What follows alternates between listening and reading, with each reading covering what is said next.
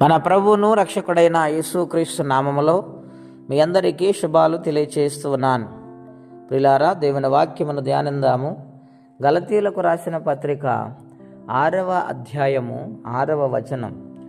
వాక్యోపదేశం పొందువాడు ఉపదేశించువానికి మంచి పదార్థములన్నిటిలో భాగమియ్యవలెను. మోసపోకుడి, దేవుడు ఎక్కిరింపబడడు. మనుష్యుడు ఏమి విత్తును ఆ పంటనే కోయును. అపోస్తుడైన పౌలు గలతీ సంఘానికి ఉత్తరాన్ని వ్రాస్తూ ఉన్నారు. ఆయన ఈ ఉత్తరములో పొందుపరిచిన మాటలలో వాక్యోపదేశాన్ని పొందువాడు, అవును, ఎవరైతే వాక్యం వింటారో, వాక్యాన్ని అంగీకరిస్తారో, వాక్యానికి లోబడి జీవించి దీవించబడతారు, ఆశీర్వదించబడతారు. అటువంటి వారు మంచి పదార్థములన్నిటిలో ఉపదేశము చేసిన వారికి భాగమియ్యాలని వ్రాయబడింది. ప్రియులారా, దేవుని విషయంలో ఎటువంటి ఆలోచన మనం కలిగి ఉన్నాము? శ్రద్ధ కలిగి ఆలోచన చేస్తే, యథార్థమైన రీతిలో మనము సంపూర్ణంగా భాగమియ్యగలిగితే ఆయన నిశ్చయముగా కార్యము జరిగిస్తాడు.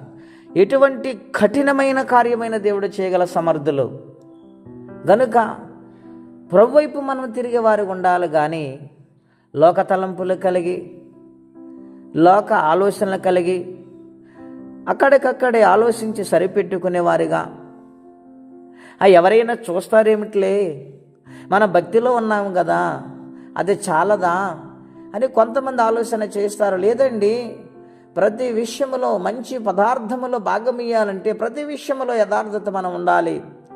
అప్పుడు దేవుని అడిగితే, ఆయన శోధిస్తే ఆశ్చర్యకార్యములు ఆకాశము నుండి ద్వారాలు తెరవబడతాయని వ్రాయబడింది. గనుక అటువంటి కార్యాన్ని రుచి చూడాలనుకుంటున్నారా? అయితే దేవుని విషయంలో నమ్మకంగా బ్రతకాలని ప్రభు పేట మీకు మనవి చేస్తున్నాను. గలతీయులకు ఇంకొక మాట ఆయన వ్రాస్తూ ఉన్నారు. ఏమనంటే, మోసపోకుడి, దేవుడు ఎక్కిరింపబడడు. మనుషుడు ఏమి విత్తుతాడు అదే కోస్తాడు.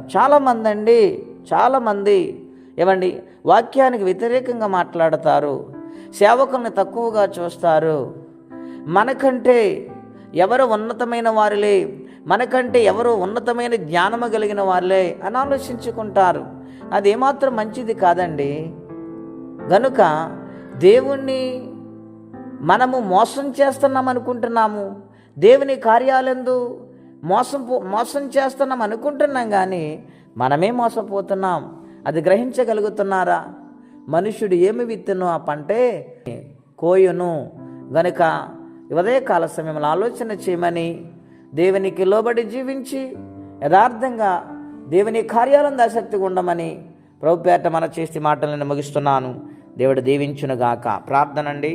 అత్యంత కృపగలిగిన దేవ, మహోన్నతమైన మీ నామం కొరకై స్తోత్రములు. నాయనా, మేము ప్రతి విషయంలో నమ్మకంగా ఉంటే నీవు కార్యాలు విడుదల చేస్తావు నాయనా. తండ్రి, తలంపులలో కానీ మాటలలో కానీ నాయనా ఏ విధముగా నీకు నాయనా తండ్రి వ్యతిరేకంగా ఉన్నా, లేక మోసపూరితమైన ఆలోచన చేస్తున్నా అది మంచిది కాదని మీరు మాట్లాడుతూ వస్తూ ఉన్నారు. అందుని బట్టి మీకు వందనాలు, స్తోత్రాలు చెల్లిస్తూ ఉన్నాము నాయన. ఏ యొక్క విత్తనం విత్తుతామా ఏ కోస్తారని సెలవిచ్చావు నాయన. ఎంత ప్రేమామయుడు. గనుక నమ్మకంగా బ్రతికే జీవితం అందరికీ దయచేయమని, ఈ దినము దీవెనకరంగా మార్చమని, ఎవరి కష్టముల బాధలు ఇబ్బందులు ఉన్నారో వారికి నీ సహాయం పంపించమని యేసుక్రీస్తు వారి పుణ్యనామములో ప్రార్థించి వేడుచున్నాము తండ్రి. ఆమెన్. దేవుడు దీవించును గాక. ఆమెన్.